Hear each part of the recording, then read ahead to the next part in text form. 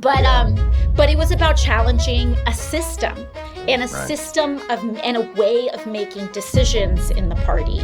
And the problem with that is that when you ask Democrats sometimes to challenge the way that they've been operating for decades, Right there. I mean, it's existential in some ways. Like, if we don't make decisions like this, what could we possibly do?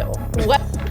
And that's if she's not lying about that, okay, why? It's not even why. Like, this is why the Democratic Party, the elite, the liberals that control like 80% of the decision makings within the Democratic Party, this is why they can't stop tripping over their own feet.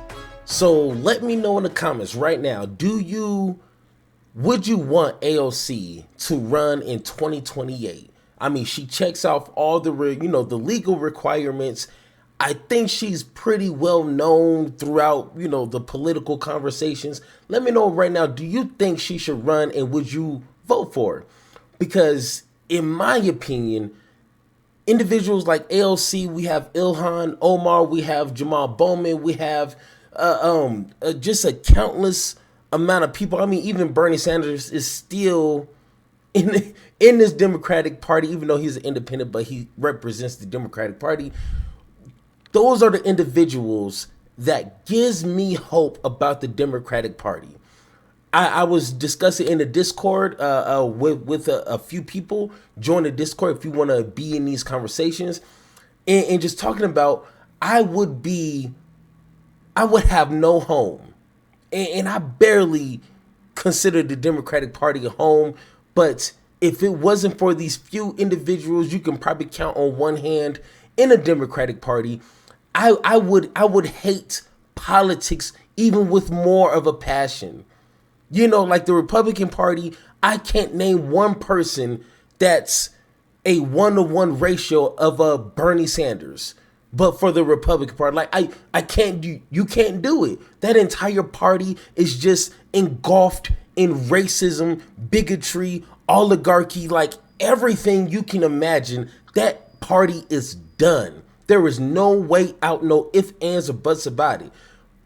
But with the Democratic Party, if you look hard enough, just look beyond the weeds, there's a glimmer of hope. And that's what I'm clinging on to with the Democratic Party. And someone like an AOC, she's good at verbalizing, critiquing of the Democratic Party as a whole, as a progressive, and even the liberal fraction of the Democratic Party. She can deliver that to where regular people like you and me can understand, comprehend, and be like, oh, she knows what she's talking about, because that's exactly what I'm seeing from the outside looking in. And someone like Bernie Sanders, like, he doesn't confuse you with like, the 6-syllable words and just kind of speaking over your head about simple, complex issues. Like, no, he knows how to speak to you where you're at. And that is what makes him Bernie Sanders. You know what I'm saying? So that, to me, in my opinion, is at least the foundation of a good leader. Now, of course, we can't see the future. I don't know what she's doing behind the scenes that no one knows. Of course not. But if I had to put a bet on somebody, it would be an AOC. But let me know in the comments if you think I'm wrong, or if you think there's someone better in a position that could run and should run. Let me know in the comments. But let's go ahead and watch Jon Stewart and AOC had these interesting conversations, and I'm going to throw that up there just for copyright purposes, because I believe this is Apple kind of running this whole thing, but just in case. All right, let's listen. It was I have to say, it was such a surreal scene to see someone who had attempted what he had attempted at the Capitol be handed the reins of power, not just in a peaceful transfer, but one that seemed to want to honor the tea ceremony. And is there a middle ground between storming the Capitol and would you like oolong or throat coat? Like, what what are we doing? I totally agree with it. But this is like a thing in the Democratic Party. This is a thing, particularly with the Democratic establishment. It is this like, I actually think it speaks a lot to some of the class differences and the class striation in the Democratic Party because, yesterday was also MLK Day. Boy, did that get lost. Yeah. Yes, it did. And one of the things that MLK would talk about he would talk about, this tension between people who value order over valuing justice. And and I think there is this really strong attachment to order and business as usual. And I think also a lot of Democrats see that as a contrast. Like, they're like, see, we're not them, so we are going to ask you what, kind of tea you want, as opposed to calling it like it is, which I think sometimes is seen as a little more gauche. And that is in many ways kind of how you made your bones. And I think you're right. Like, even when you think about, and not to get into the weeds, but, so you were on the oversight committee and I thought did really great work there. I mean, good questioning, the kind of questioning that I think would get to the gist of an issue or would break it down in terms of what the dynamics were. And that's one thing that I hinted at the start of this video is I don't want to say I don't understand why some people could get into the order of, business as usual. We have to keep up the traditions, and we gotta, present ourselves in such a manner that, where, government officials, like, I kind of get that. But when it gets to the point to where you're doing that, that's to the detriment of your party, that is not good. You know what I'm saying? Like I don't understand. And I guess I do, because if you look at the Democratic Party leadership, like, I don't want to seem like I'm being against old people, but like, you kind of get set in your ways. And I'm 37 years old, and I'm starting to kind of understand how you can kind of fall into that. You know what I'm saying? And especially when you have a position of power, you don't want to let that go. Especially not to someone young who might, 80% of policies they might disagree or want to go a little bit further. Like, you don't want to give that up. And that is 99% of a lot of Democratic voters' opinions about the Democratic Party. Like, it's not hard to see. It is very simple to look and comprehend and be like, oh, they don't understand what's going on in 2024, 2025. They have no idea. And I mean, I hate to say it, but like, man, age do mean something sometimes. Like, we don't want that. We don't want the old fashioned type of Democratic Party. That's not what we need, especially what Trump and the Republican Party is doing. We need somebody who is able to articulate a plan to today's generation, my generation and younger. And unfortunately, if you don't have the skills like a Bernie Sanders, you're not going to do that. I'm sorry, Joe Biden, even Harris, she's only like, what, 50? And she couldn't do it because that's not her. That's not her. In and out, that's not her. So, and when you wanted to be the ranking member of the Oversight Committee, the Democrats decided to hand it to, and nothing against Representative Connolly, but he's 74 years old. And it's almost as if they were saying, Congresswoman Ocasio-Cortez is really great at this, but he's 74, so there's nothing we can do. He's a 74-year-old man. He's first in line. I mean, there are rules and structures and orders in the Democratic Party. One that we know very well is seniority. And they, it's like, it's a seniority rule type of system. And it is true my run, it was a challenging of an entire system. It wasn't just about me or about like again, I think Jerry's great, but it wasn't just about two individuals. By the way, that was his campaign slogan. Yeah. I think Jerry's great. Yeah. But it was about challenging a system and a system of and a way of making decisions in the party. And the problem with that is that when you ask Democrats sometimes to challenge the way that they've been operating for decades, I mean, it's existential in some ways. Like if we don't make decisions like this, what could we possibly do? And that's, if she's not lying about that, okay, why?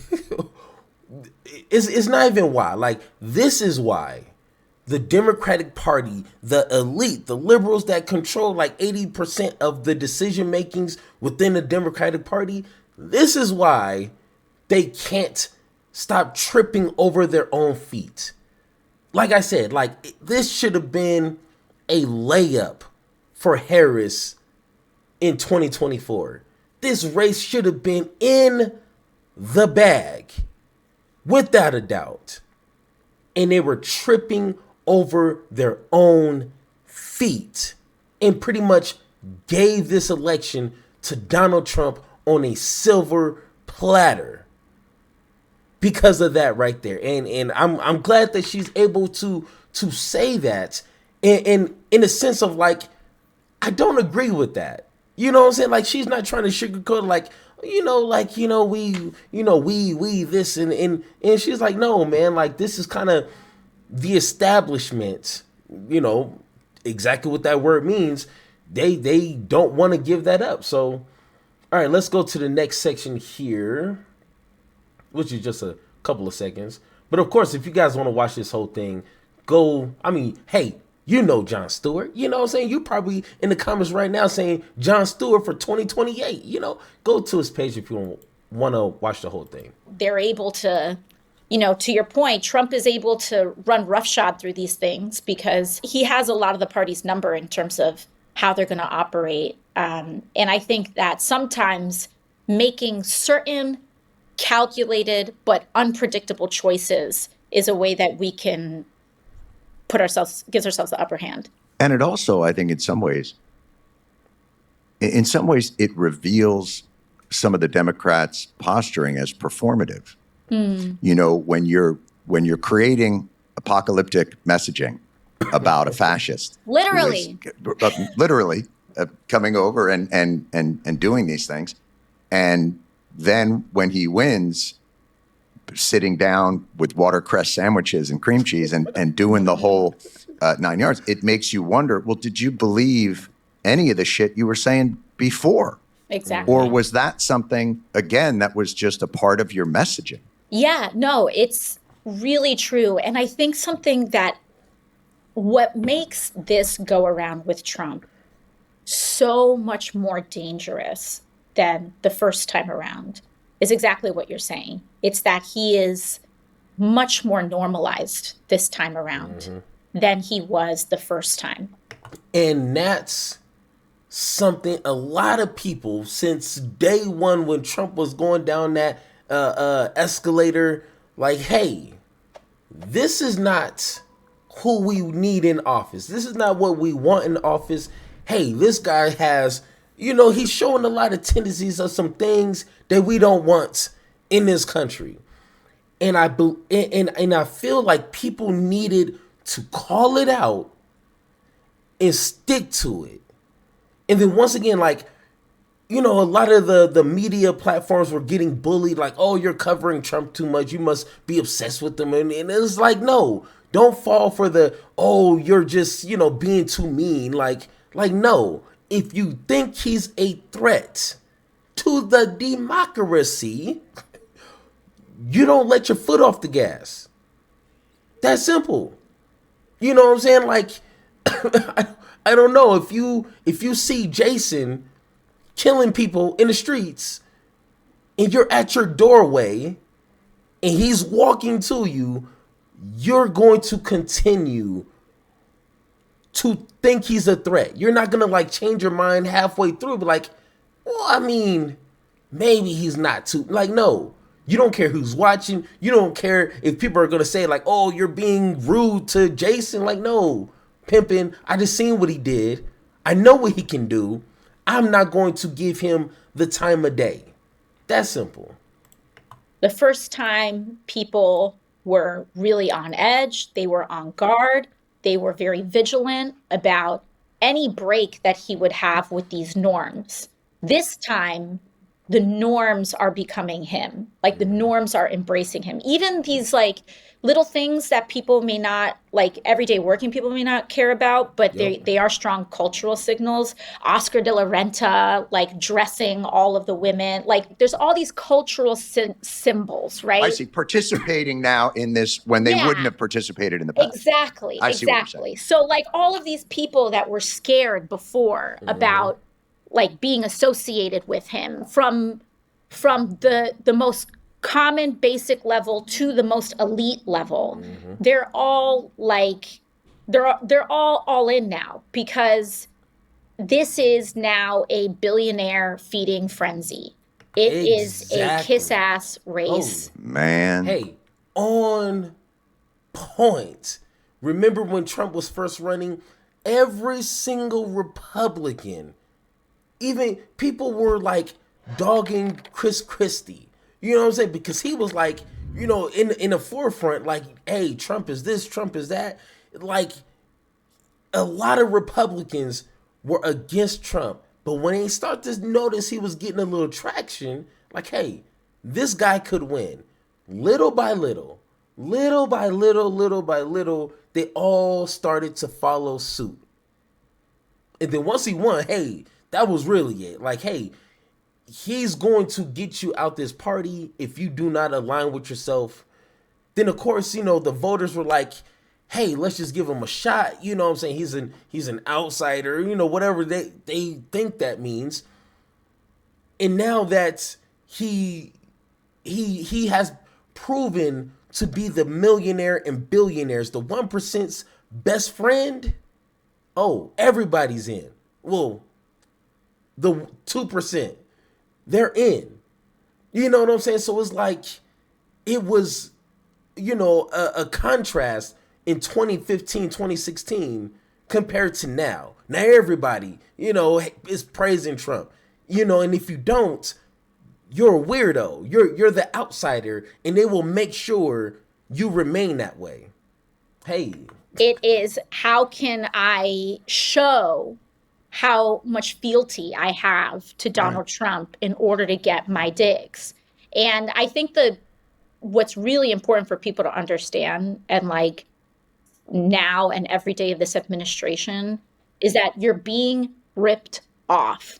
You're being ripped off, dude. Like, everyone is being ripped off. And he goes up there and he says what he wants to say, but he's just the quintessential New York con man. I mean, for God's sakes, they launched Memecoins the day. Like, I can remember in the first administration, you know, somebody would intimate something and the Democrats would scream, he violated the Hatch Act. Yeah. And like everybody would go crazy, and then everybody have to look up the Hatch Act. And now these guys are literally just launching Memecoins before the inauguration and piling up billions of dollars in wealth. Yes. And I remember, you know, when I was slowly kind of getting into politics, when Obama won the first time, I remember Fox News going crazy when Obama wore a brown suit. And I think it had the elbow patches or something like that. Like, he wore a brown suit and people were losing their God-given mind. You know, when Obama didn't salute one of the Marines or someone when he was approaching his airplane or car or whatever, people were losing their mind as if he's going to call for martial law and take over the world and imprison like, they were really screaming, this is the, you know, Ragnarok of US, of the A. But now we got this, and you don't hear nothing from Fox News. nothing about this meme coin. Melania's meme coin, I covered it, trust me, I did, racking billions of dollars and going to scam thousands of people.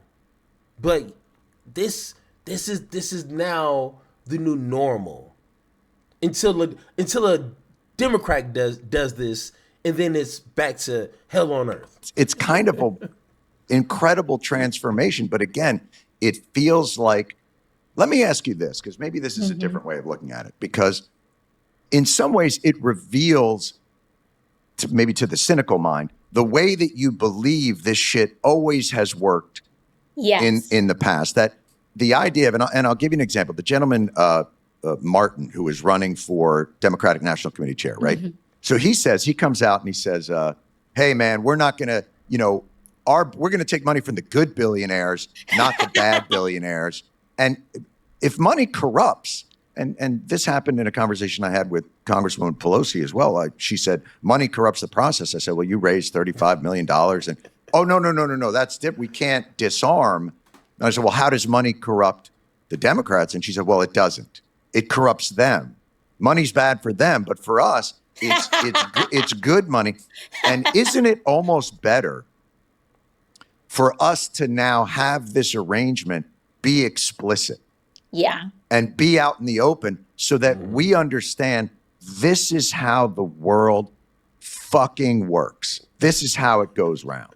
Yeah. I mean, but the thing is, like, it will still be hidden, even if you make it explicit. Like these meme coins. People do not really understand, nor should they, frankly, in a lot of ways, crypto. But if, God forbid, your job requires you to understand this, one of the things about crypto, I mean, at the end of the day, a lot of crypto is just scamming poor people and money laundering for wealthy people. But doesn't that in some ways reflect the reality of our system in the first place? It's just a more grotesque, hyperbolic version of a system that's not working. And I mean, hey, Jon Stewart. Hey, Jon Stewart. I know he knows this, okay? I'm not going to say something that I'm pretty sure he already knows. People are not going to care is the problem. I mean, we already had some suspicion of this going on before, which that's a weird freeze frame right there. But,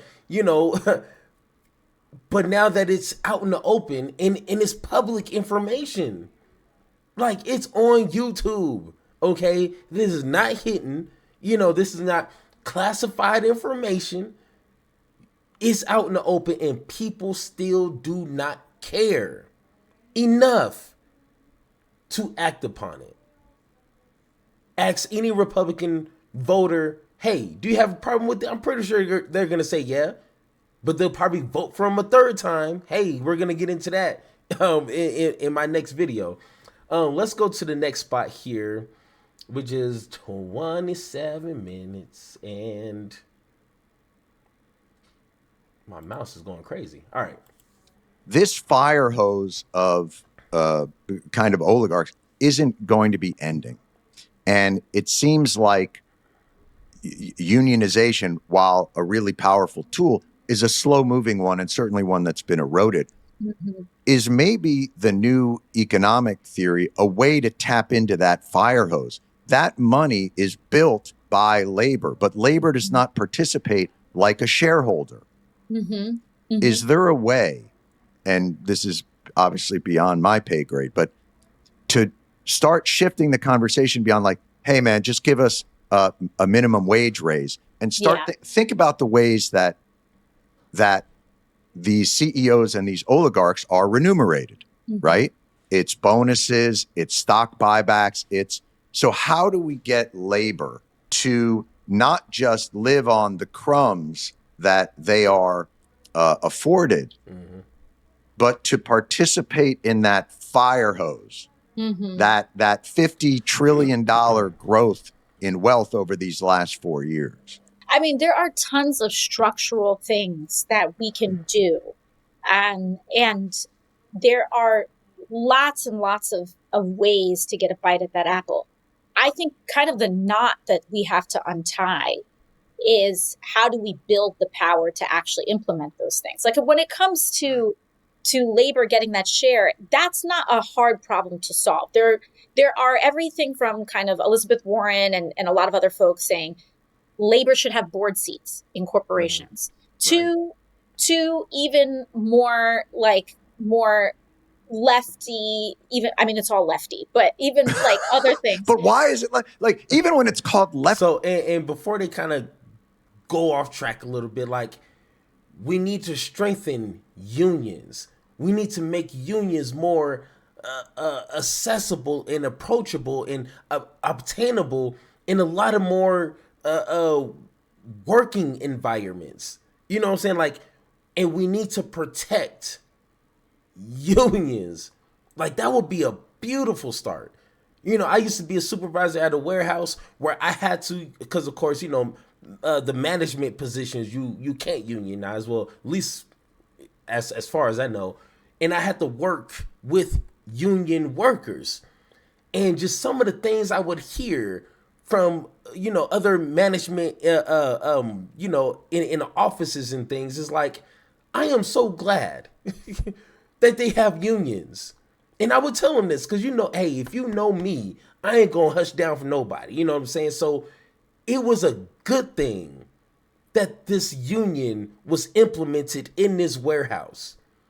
Because, hey, guys, it is no joke. I will tell you that firsthand. It is not a joke. We need to, that would be step one, you know, and then anything that we build off that is a plus to me. So I really like that idea. Like in the rest of the world, it's like center right. It's normal. Like it's normal. It's the idea, you know, when we talk about, oh, how about everybody like can go to a doctor, and you're like, what are you, a communist? And you're like, that's the whole world does that. Well, that's except the thing. us. Our country is remarkably propagandized. Like, we are remarkably propagandized. And that's what I'm talking about. A lot of working class people voted for Donald Trump. Sure. Like, I mean, he gained a tremendous amount in that area. He gained a tremendous amount in that area. They voted for him despite the fact that he has a Supreme Court that guts labor rights, that they are overwhelmingly opposed to raising a minimum wage, that they are really, you know, that they're gutting the civil rights around working people and organizing, let alone women and voting rights and for Black folks and immigrants. Like, put all of that aside, just on a working class level, we have elected the foxes for the hen house. And to even add to that, okay, because I will never forget this, and it's just weird how people have short-term memory or they just don't care. Elon Musk has a history of treating his employees like trash, union busting in the whole nine, threatening to fire people, everything. Trump was on a call with Elon Musk, recorded, laughing about it. And it's like, but you guys think this guy is going to care about you working and going to think about you and your work environment and your pay quality and making sure that, you know, you have job security in any way, shape, or form? You think he's going to care about that? Man, you guys are suckers. Holy smokes, man. If I didn't have Jesus in my heart, I would be putting a target on you guys. I could sell you anything. Man, thank God that I'm not that person. You guys would be giving me money upon money. It would be easy to scam folks like that. Trust me, I done seen it. It is easy to dupe people like that. And that's why Trump is president. Oh my God, they're like, Trump supporters are like, you know, like the sad woman, you know, who's just all alone, and then you know that player comes through telling her whatever she wants to hear. You know what I'm saying? Selling her a dream. You know, hey, we all been there. We done all seen it. You know, selling her a dream, and she just eating it up. Oh my God, man. Trump supporters, hey, if you guys, hey, I don't want to say like they're just stupid, bro. To run the hen house. And so that is like a something that we're going to have to confront, because what Zuckerberg and Bezos and all these people sitting behind them, they don't just represent billionaires. They represent all of the communication platforms that people Yeah. use Yes. in the United States. So the TikTok CEO is saying, we work for Trump. Yep. Meta, Instagram, and Facebook CEO is saying, we work for Trump.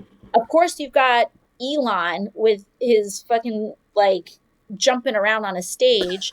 All of them are saying we Just will. gave away $1 million to individuals in Pennsylvania just to Yeah, which is like not legal, but right. But isn't that the point though? They would rather ask for forgiveness than permission. And isn't a Yes. lot of this based on Hey, once again, John Stewart, hey man, I know you know this and you probably just talking, I don't mean to nitpick.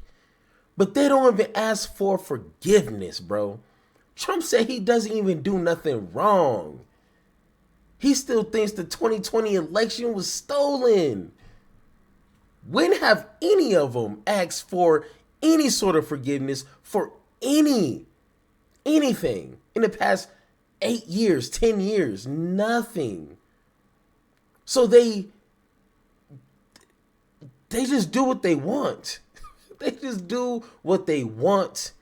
And then Democrats, or at least the majority of them, are just sitting here like, but what about the norms? Oh no, we gotta go to the inauguration, or we gotta go to the funeral to, we gotta seem presidential. Maybe I'm not the guy to understand that,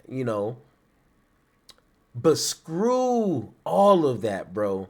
We need to show a spine of some sort. I'm not talking about going there and just start throwing them.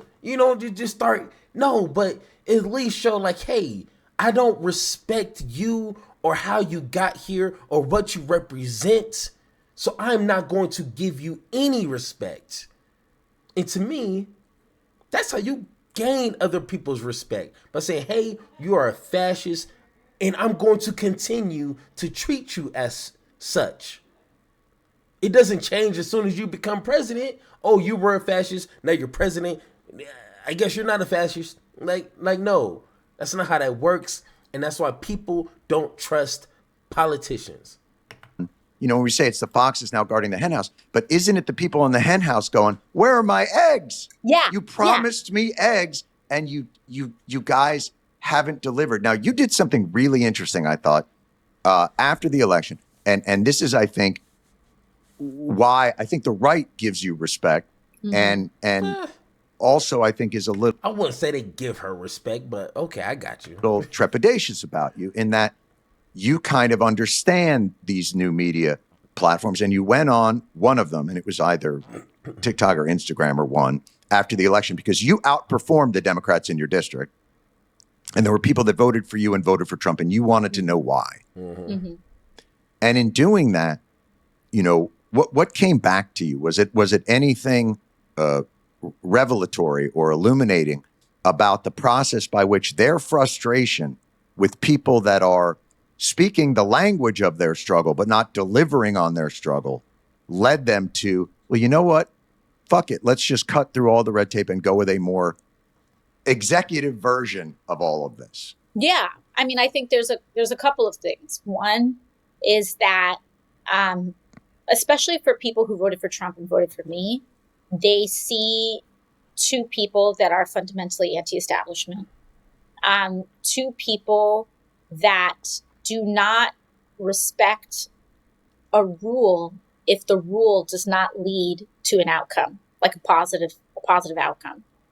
And one of the things that I really kind of sit with is the level to which also people believe in I think a shift that we've seen is that people want to hear directly from a politician. And importantly, and this is also, dicey territory, I think, they will believe what the politician says from themselves, right? If they hear it from you. if they hear it from me, and the same thing, like if they hear it from Trump, like Trump went around. I don't think people, understandably, like if you don't like Trump, you probably didn't listen to him on the campaign trail. But this was a very different Trump that was on the campaign trail. And even if you roll back his election night speech and his victory speech, when he talks about immigration, for example, my district is like 60% immigrant families.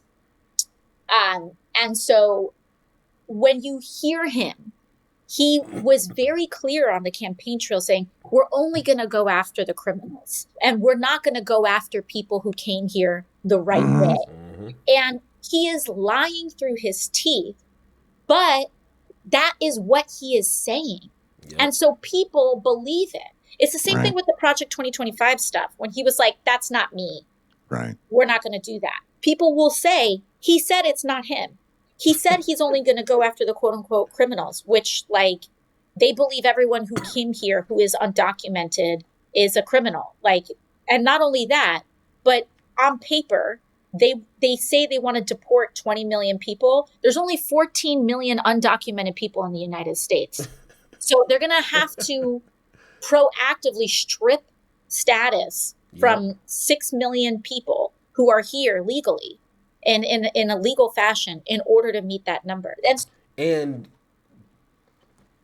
they bring up a good point, and this was recorded, I think John said like a day after Trump was sworn in. We're already seeing a lot of things that, you know, he said that he wasn't going to do. And one of my favorites that I'm going to be recording here later today is Trump was jokingly 4 years ago, I might run for a third time. I might run for a third term, you know. You know, people were LOLing and ha-has and hee-hees. Hey, it's kind of seeming a little scary now. It doesn't seem like it's a joke now. And I think that's, once again, a lot of people just assume that he's just talking just to talk. Oh, he's not going to really do that, right? No, it's never been done before, or at least not to this measure. So why are we like tripping out? You know, like Bill Maher said, like, I'm not going to stress on anything until he does something.